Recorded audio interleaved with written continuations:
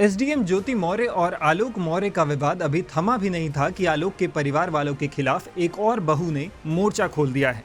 SDM ज्योति की जेठानी और आलोक की भाभी शुभ्रा मौर्य ने चौंकाने वाले दावे किए हैं। शुभ्रा ने भी ज्योति मौर्य की तरह पति पर दहेज मांगने और झूठ बोलकर शादी करने का आरोप लगाया है। टाइम्स नाउ भारत से बातचीत में शुभ्रा ने बताया है कि उनके साथ ससुराल में मारपीट की जाती थी। उन्होंने कई बार ससुराल वालों के खिलाफ शिकायत दर्ज करवाने की कोशिश भी की, लेकिन थाने में मामला दर्ज नहीं किया जा रहा था। शुभ्रा ने यह भी बताया है कि ज्योति मौर्य की शादी का जो कार्ड वायरल हो रहा है वो सच है। हमारे संवाददाता के साथ शुभ्रा की बातचीत का ये ऑडियो सुनिए। एफआईआर में क्या क्या आपने आरोप लगाए थे वो मुझे थोड़ा सा जिक्र कर दीजिए जरा। सर एफआईआर में पहली बात तो मेरे से डोमेस्टिक वायलेंस होता है और हमेशा से हुआ है, तो वो उस चीज के लिए है।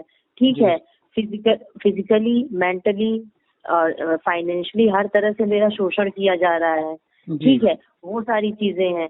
ड्राउरी के लिए ऑलवेज मुझे प्रताड़ित किया जाता है, वो मैंने आपसे बताया ही था सारी चीजें। बस यही सारी चीजें हैं उसमें।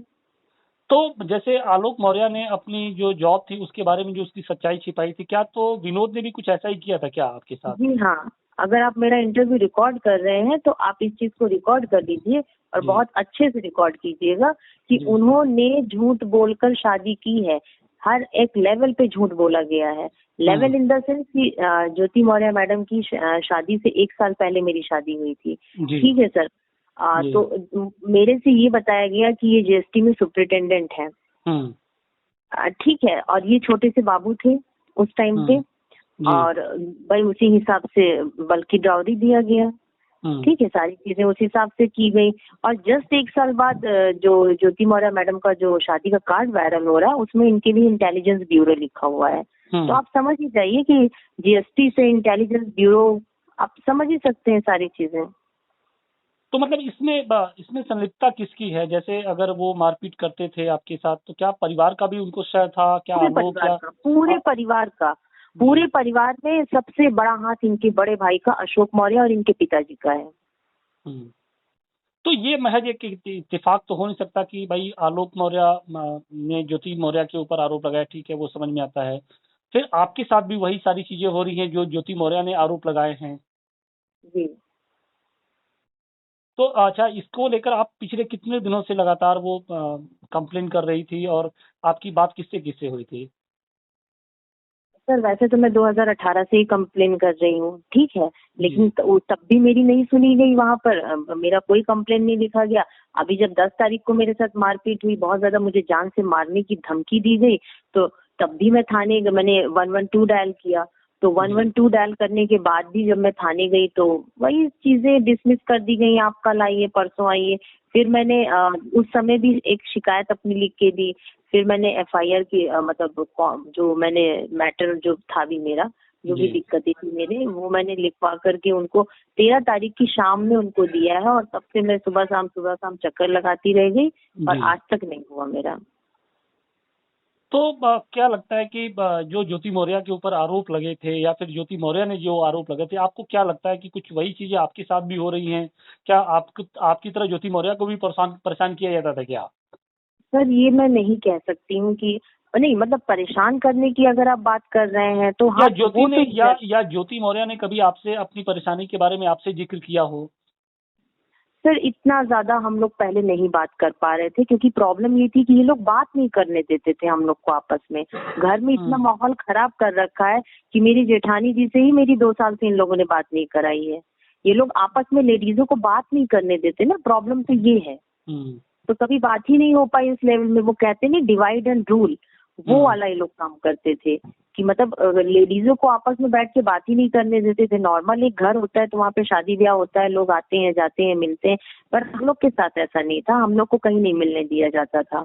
बहुत रेयर कंडीशन में हम लोग मिलते थे, और मिलते भी थे तो अपने अपने हस्बैंड की उपस्थिति में मिलते थे। हम लोग अकेले भाई देरानी जेठानी हम लोग मिल सकते हैं, बात कर सकते हैं। हम लोग के यहाँ वो चीजें नहीं है, और वो चीजें अब जाके धीरे धीरे समझ में आ रही कि ऐसा क्यों किया जा रहा था। तो आपको क्या लगता है कि जो ज्योति मौर्य के ऊपर आरोप लगाए गए थे, वो मान लीजिए आलोक ने जो आरोप लगाया तो उसमें आपको कुछ सच्चाई नजर आती है? या फिर ज्योति मौर्य ने जो अपने सर पति के वो ऊपर सब आरोप मैटर लगाए जब मैं हैं? ज्यादा बात नहीं करती थी या मतलब वो सारी चीजें तो मुझे नहीं पता है ना, और वैसे भी जी। पति पत्नी के बीच में उनके बीच में मैं क्या बोल सकती हूँ। अच्छा, मैं तो यहाँ अपनी समस्या लेके आई तो हूँ। आपको किस तरीके से टॉर्चर किया जाता है? क्या कोई किसी प्रॉपर्टी को लेकर डिस्प्यूट चल रहा था क्या? आपके मतलब हस्बैंड में और आपके जो चूँकि मायका है वहाँ से कुछ प्रॉपर्टी मिली थी उसको लेकर? तो डिस्प्यूट कोई नहीं है। डिस्प्यूट डिस्प्यूट क्या होगा बताइए। एक अगर लड़की के पेरेंट्स होते हैं तो वो लोग जी। अपनी बेटी का घर बनाना ही चाहते हैं। कोई नहीं चाहेगा कि उन्होंने शादी इसलिए की है कि अपनी बेटी को घर बुला लें या उसका घर खराब करें। बस बात यही थी कि ये लोग शुरू से डिमांड पे डिमांड करते जा रहे हैं। भाई उन्होंने शादी की, शादी में इतना ढेर सारा पैसा खर्च किया। उस टाइम पे 2009 में एटलीस्ट 20-25 लाख की शादी की होगी उन्होंने। तो जी। उसके बाद फिर इन हमेशा मुंह बना रहना, हमेशा प्रताड़ित करना कि तुम्हारे घर वालों ने, मतलब मेरे हस्बैंड का ये कहना होता था कि तुम्हारे घर वालों ने मुझे क्या दिया, जो जी। दिया मेरे घर वालों को दिया।